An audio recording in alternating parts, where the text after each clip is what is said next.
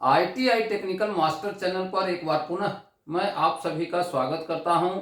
आज के क्लास में हम लोग फ्यूल सप्लाई सिस्टम के अंतर्गत फ्यूल फीड सिस्टम कितने प्रकार का होता है, कैसे कार्य करता है, इसके कौन कौन से अंग होते हैं, पार्ट्स होते हैं, इसके बारे में जानकारी प्राप्त करेंगे। तो जैसा कि आप जानते हैं, फ्यूल टैंक से ग्रेविटी के माध्यम से, जैसे बाइक वगैरह में देखे होंगे तो टैंक का हाइट ऊपर रहता है, तो ग्रेविटी के माध्यम से फ्यूल कंबस्टन चैम्बर तक कार्बोरेटर के माध्यम से सप्लाई कर दिया जाता है। लेकिन बड़े इंजनों में जहां पे फ्यूल टैंक का स्थिति इंजन के स्थिति से नीचे रहता है, वहां फ्यूल की सप्लाई कैसे होती है, या आवश्यक जगह जहां पे इंजन के पास हाइट देना संभव न हो, तो टैंक का पोजीशन गाड़ी में देखे होंगे पीछे रहता है, तो पीछे से टैंक तक फ्यूल को पहुंचाने के लिए और कौन कौन से उपाय किए जा सकते हैं, इनके बारे में हम लोग चर्चा करते हैं। तो सबसे पहले जो नॉर्मल जो सिस्टम है उसको हम लोग कहते हैं ग्रेविटी फीड सिस्टम। फर्स्ट जो सिस्टम है उसको gravity feed system. Gravity feed system में टैंक, सबसे पहले टैंक आएगा,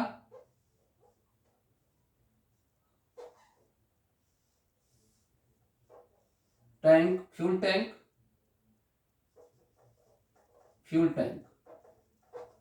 फ्यूल टैंक से उसके नीचे पोजीशनिंग जो भी रहेगी वहां से निकालेंगे तो फिल्टर के पास जाएंगे। फिल्टर रहेगा, उसके बाद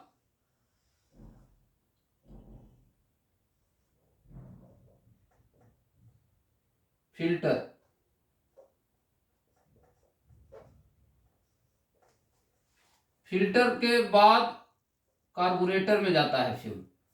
तो कार्बोरेटर में हम लोग आएंगे, कार्बोरेटर के पहले एयर क्लीनर हम लोग बना लेते हैं, क्योंकि एयर और फ्यूल दोनों कार्बोरेटर में मिक्स होता है। तो इस तरह से हमारा फ्यूल यहां पे आकर के मिल जाता है। यहां से हवा आएगी और यहां से फ्लोट चैम्बर, सबसे पहले फ्लोट चैम्बर में फ्यूल जाती है, यहां पे आकर के फ्लोट चैम्बर में जाएगी और इस कार्बोरेटर से होते हुए इंजन में फ्यूल प्रवेश कर जाती है। अगर ये हमारा इंजन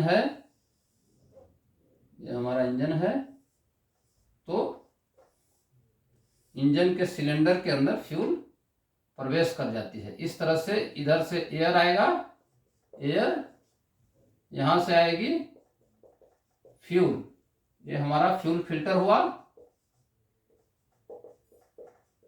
तो इस कंडीशन में फ्यूल का टैंक हमेशा इंजन के स्थिति से ऊपर रहेगा और ग्रेविटी, गुरुत्वाकर्षण के माध्यम से अपने आप ही, जैसे कि कोई भी लिक्विड अगर ऊंचाई पे हो तो वो अपने लेवल को मेंटेन करती है, अपने लेवल पर आती है, नीचे की तरफ आती है। ठीक उसी सिस्टम के माध्यम से नॉर्मल जो बाइक वगैरह में टैंक का हाइट इंजन के हाइट से ऊपर रहता है और ग्रेविटी के माध्यम से, क्योंकि वहां पे फ्यूल की रिक्वायरमेंट सिंगल सिलेंडर के लिए कम है, तो इसके माध्यम से पूरा कर दिया जाता है। ठीक है, ये हमारा एयर फिल्टर हुआ। अब हम लोग दूसरे सिस्टम की बात करेंगे। सेकंड सिस्टम में है वैक्यूम फीड सिस्टम। दूसरा सिस्टम हो गया वैक्यूम फीड सिस्टम। तो वैक्यूम फीड सिस्टम में क्या होता है, वैक्यूम में मैनीफोल्ड के अंदर जो इनलेट मैनीफोल्ड होती है उसमें एक पाइप लाइन लगा दिया जाता है और पिस्टन के द्वारा जो सक्शन होती है उसका इफेक्ट उस पाइप के माध्यम से पेट्रोल टैंक पे दिया जाता है। तो जैसे हवा खींचेगी, पेट्रोल के टैंक के साथ अगर उस पाइप का कनेक्शन है तो उसका चूस का इफेक्ट पेट्रोल पर भी पड़ेगा और उस पाइप से पेट्रोल भी खींच जाएगी। इस सिस्टम का लाभ यह होता है कि टैंक का लेवल अगर इंजन के लेवल के बराबर भी हो या उससे डाउन भी हो तो भी पेट्रोल वैक्यूम के माध्यम से जो सक्शन, पिस्टन के द्वारा जो सक्शन क्रिएट हो रहा है उसके माध्यम से जो चूस का इफेक्ट पड़ेगा उससे पेट्रोल खींच जाती है और उस पेट्रोल को एक्जुलरी टैंक में स्टोर कर लेते हैं। वहां पे एक एनआरवी होता है, नॉन रिटर्न वाल्व होता है, ताकि एक बार जब पेट्रोल आता है तो वापस नहीं जा सकता है। तो उस सिस्टम को हम लोग कहते हैं वैक्यूम फीड सिस्टम। अब ये दोनों सिस्टम बाइक में प्रयोग हो रहा है, इसका प्रयोग लगभग नहीं होता है। आजकल का जो सिस्टम होता है वो थर्ड, जो तीसरा नंबर है, जिसको हम लोग कहते हैं force feed system. Force feed system. तो फोर्स फीड सिस्टम क्या होता है? फोर्स फीड सिस्टम में टैंक का स्थिति कहीं भी हो, गाड़ी के पीछे भी रख सकते हैं, आगे भी रख सकते हैं, बीच में भी रख सकते हैं, नीचे भी रख सकते हैं, ऊपर भी रख सकते हैं। यानी कि आपको एक स्वतंत्रता मिल गई, फ्रीडम मिल गई कि टैंक का पोजीशन कहीं भी हो सकता है। तो आजकल के मॉडर्न गाड़ियों में इस तरह का सिस्टम का प्रयोग किया जाता है।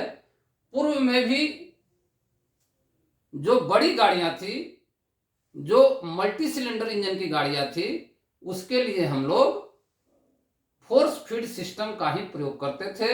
मैकेनिकल एसी पंप का प्रयोग करते थे। तो इस सिस्टम में क्या होता है, एक पंप होता है टैंक से पेट्रोल खींचने के लिए। अगर ये टैंक है हमारा,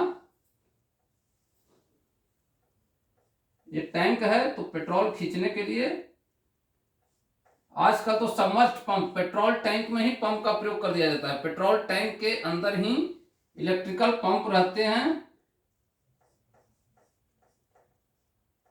इलेक्ट्रिकल पंप ऑपरेटेड पंप है, ठीक है। उसके द्वारा पेट्रोल को खींच करके इंजन तक पहुंचाया जाता है।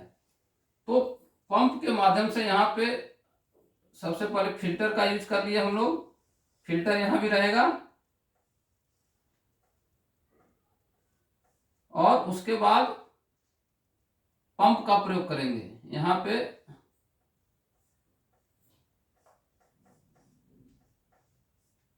फ्यूल पंप, फ्यूल पंप का प्रयोग करेंगे। तो इसमें भी दो सिस्टम है। एक है मैकेनिकल एसी पंप का प्रयोग किया जाता था। जो पुराना सिस्टम था उसमें मैकेनिकल एसी पंप का प्रयोग किया जाता था। डायफ्राम टाइप का पंप होता है, उसमें डायफ्राम होते थे और उसके लीवर को केम शाफ्ट के द्वारा ऑपरेट किया जाता था। तो उसके अंदर भी दो एनआरवी लगे रहते थे। एक सक्शन के समय जो वैक्यूम क्रिएट होता था उससे एनआरवी ऑपरेट होने से पंप के डायफ्राम चैम्बर में तेल खींच जाती थी और जब डायफ्राम को प्रेस करते थे यानी कि रिलीज किया जाता था तो प्रेशर वाला एनआरवी खुलती थी और वहां से फ्यूल सप्लाई सिस्टम में चला जाता था। तो उस तरह के, इसमें दो तरह के पंप यूज किए जाते हैं। एक हो गया mechanical AC pump, mechanical AC pump, जो कि आजकल इसका भी उपयोग कम किया जाता है। आजकल MPFI इंजन में इलेक्ट्रिकल पंप का प्रयोग किया जाता है। आजकल का जो मॉडर्न फ्यूल सप्लाई सिस्टम है वो MPFI है, डायरेक्ट फ्यूल इंजेक्शन होता है।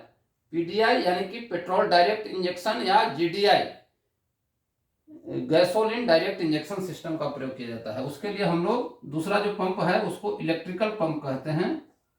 इलेक्ट्रिकल पंप, जो कि इलेक्ट्रिक करंट, जो बैटरी के करंट होता है उसके द्वारा इसको ऑपरेट करते हैं। तो इस सिस्टम में ये हमारा फ्यूल पंप हो गया, ये फिल्टर हो गया और उसके बाद जो भी सिस्टम है, अगर कार्बोरेटर वाला सिस्टम है तो ठीक इसी प्रकार से कार्बोरेटर का सिस्टम में